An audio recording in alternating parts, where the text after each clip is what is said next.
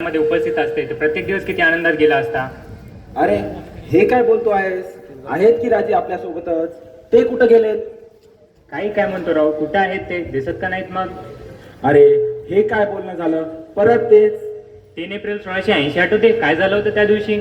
हो, अखंड हिंदुस्थानावर काळोख पसरला होता. सह्याद्रीच्या कुशीत महाराष्ट्राचा सूर्य कायमचा मावळा होता. म्हणजे छत्रपती शिवाजी महाराज यांचं निधन झालं होतं. मग तू काय म्हणतोस की राजे आहेत आपल्यासोबत? तर तुला भेट करून द्यावीच लागेल वाटतंय. तुझ्या सर्व प्रश्नांसाठी माझ्याकडे काही देखावे आहेत, ज्याची भेट मी तुला करून देणार आहे. कोणाशी? त्या सर्व ऐतिहासिक पात्रांशी, ज्यांच्या माध्यमातून तुझ्या सर्व प्रश्नांना पूर्णविराम मिळेल. ती कशी? आहेत काही देखावे ज्याची भेट मी तुला करून देणार आहे. हो का, चालेल.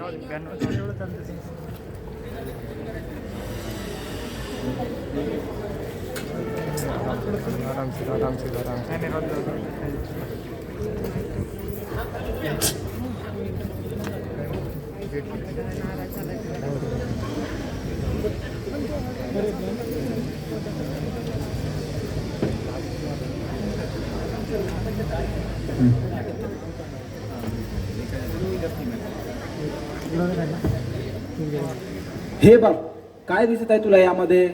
राजमाता ईश्वराकडे खूप तीव्रतेने काहीतरी मागत आहेत. काय वाटतं, काय मागत असतील? तू देखावा दाखवत आहे, तू सांग.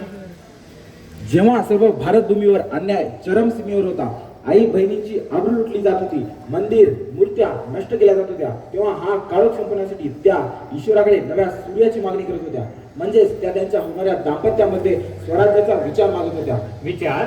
हो हो, विचार म्हणजे पुत्र? अरे छे, इतका तुच्छ विचार कसा करतील त्या? हो, त्या काळातील वारस आणि संरक्षणाची जबाबदारी पुरुषावर होती, हे खरे आहे. पण त्या ईश्वराकडे नव्या सूर्याची मागणी करत होत्या. म्हणजेच त्या त्यांच्या होणाऱ्या दाम्पत्यामध्ये स्वराज्याचा विचार मागत होत्या. आलं लक्षात की त्या इतके वेळेस विचारांची मागणी करत आहेत. तेच मी तुला समजत आहे. विचार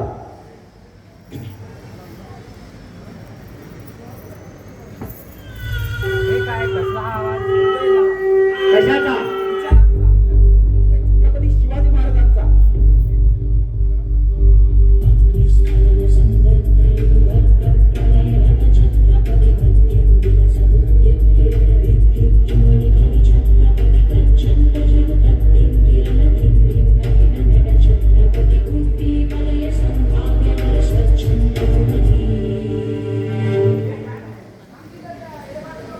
आज या देखातून त्यांचा जन्म पाहण्याचं सौभाग्य मिळालं. बरं, आज जन्म झाला तो विचार होता, पण त्याने ते आपल्याच आहे हे कुठे सिद्ध होते?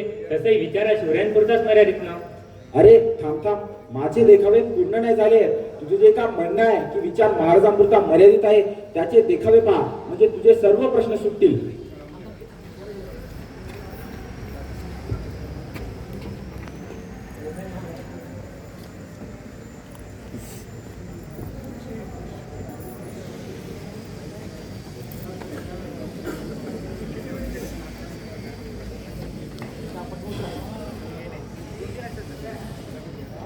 काय वाटतं, कोणती घटना आहे? जेवढं माझं ऐतिहासिक ज्ञान आहे त्यावरून मला सुभेदार तानाजी मालुसरे वाटत आहेत. हो, तुझ्या दुसऱ्या प्रश्नाचं उत्तर की विचार महाराजांपुरता मर्यादित आहे म्हणलास. उदयभान विरुद्ध लढाईमध्ये 1670 साली महाराजांनी दिलेला शब्द पाळण्यासाठी आपल्या मुलाचे लग्न सोडून वैकुंठ स्वीकारला. असा निर्णय घेण्यासाठी लागते ती एकनिष्ठता, जी की पूर्णतः शिवरायांकडे अर्पण केली आहे. शिवरायांकडेच का? कारण त्यांचा तो विचार जन्मापासून दडलेला होता. तेही मानावं लागेल, हे सर्व बरोबर आहे. पण याने माझ्या प्रश्नाचे म्हणजे शिवराय आजही आपल्यासोबत आहे याचे निवारण नाही होत. आणि तानाजींचं जरी म्हटलं तर ते तेव्हाची उदाहरण आहे जेव्हा महाराज होते. त्याचबरोबर महाराजांनी मावळ्यांसोबत अनेक लढाया लढल्या, पण 3 एप्रिल 1680 रोजी त्यांचे निधन झाले. तर मग त्यानंतर त्यांचे अस्तित्व कसे सिद्ध करशील?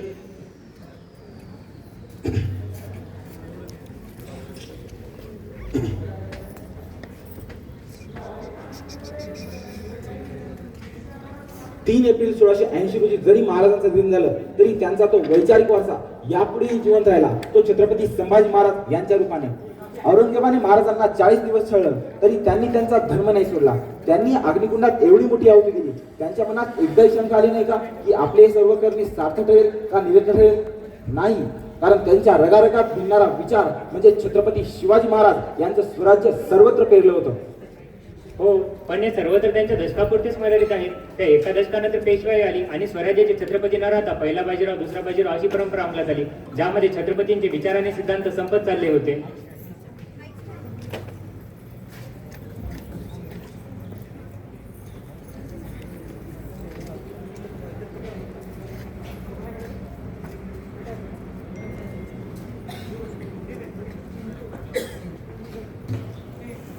संपत चालले होते.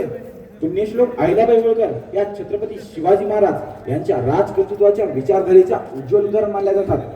छत्रपती शिवाजी महाराज यांच्या जन्मानंतर तब्बल 100 वर्षांनी पुण्यश्लोक अहिल्याबाई होळकर यांचा जन्म झाला. एवढ्या दशकाचा फरक होता तरी त्या प्रेरित होत्या विचारांनी. अहिल्यादेवी या सावकाराने आमच्यावर अन्याय केला. हो, मी केला अन्याय, पण मी मोठ्या घराण्यातले, मला सूट आहे. राजा मोठा असतो तो घराण्यामुळे नाही तर न्यायामुळे.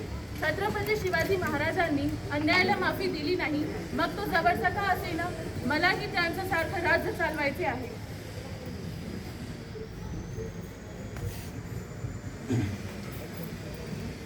एवढ्या दशकाचा फरक म्हणून झालं ना आता समाधान, की महाराजांचे विचार त्यांच्यापुरते किंवा त्यांच्या जिवंत देहापुरते किंवा मावळ्यापुरते किंवा एका दशकापुरते मर्यादित नाही आहेत.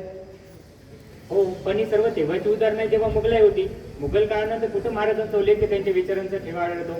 त्यानंतर तर ब्रिटिशांची हुकूमत होती, तेव्हा पूर्ण भारत देश गुलामीखाली गेलं, तेव्हा कुठं महाराज होते ब्रिटिशांविरुद्ध.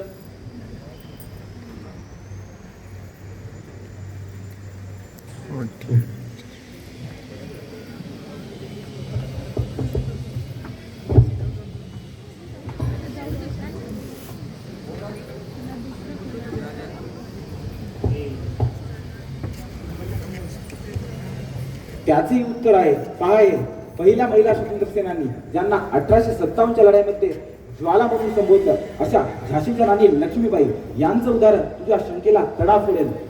राणी Lakshmibai as a New York state of surrender. मी माझी झटकी देणार नाही. स्वराज्यासाठी छत्रपती शिवाजी महाराजांनी कधीही अन्यायासमोर शरणागती पत्करली नाही. तसेच मी त्यांच्या मार्गावर चालत शेवटच्या श्वासापर्यंत लढेन. 1630 मध्ये राजांचा म्हणजे स्वराज्य विचारांचा जन्म झाला आणि त्याचा प्रभाव 1857च्या लढाईमध्ये पडतो. अजून किती ज्वलंत उदाहरण द्यावं. हो, पण ही सर्व तर लढाईची उदाहरणं झाली. त्या व्यतिरिक्त दुसरं कुठलं क्षेत्र नाही का? लढाई तर 1857 मध्ये झाली, तर मग त्यानंतर त्यांचं अस्तित्व कसं सिद्ध करशील? हो, एक शेवटचा देखावा आणि तुझे सर्व प्रश्न सुटणार.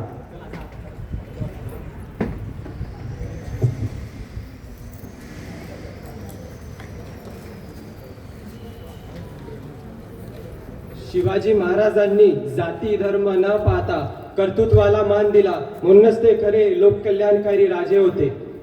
महाराजांचे विचार सर्वांपर्यंत पोहोचावे व ब्रिटिशांविरुद्ध लढाईमध्ये सर्वजण सामील व्हावे याचा महाराजांचे विचार सर्वांपर्यंत पोहोचावे.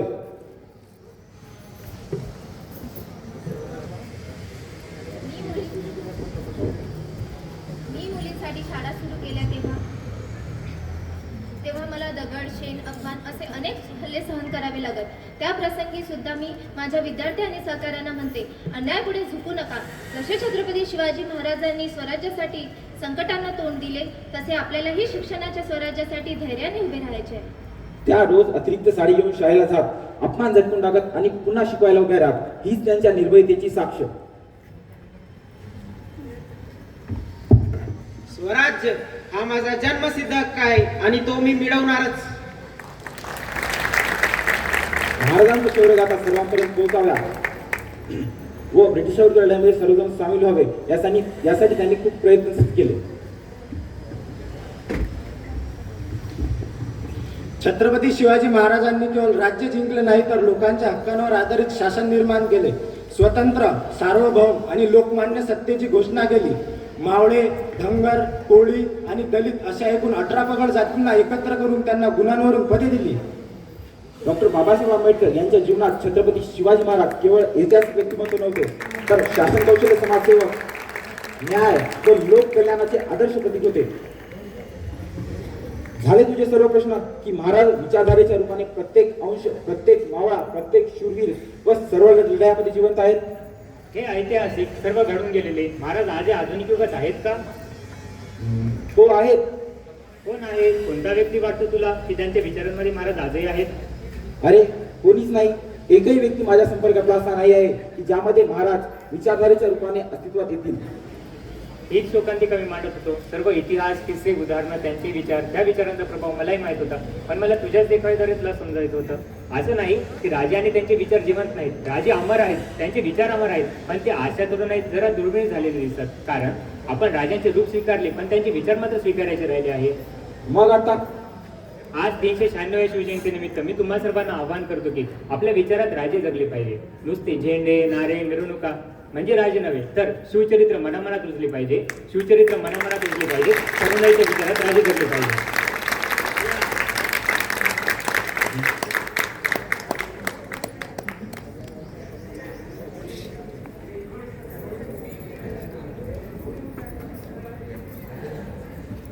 आम्ही आज छत्रपती शिवाजी महाराज जयंतीच्या पवित्र दिवशी प्रतिज्ञा करतो की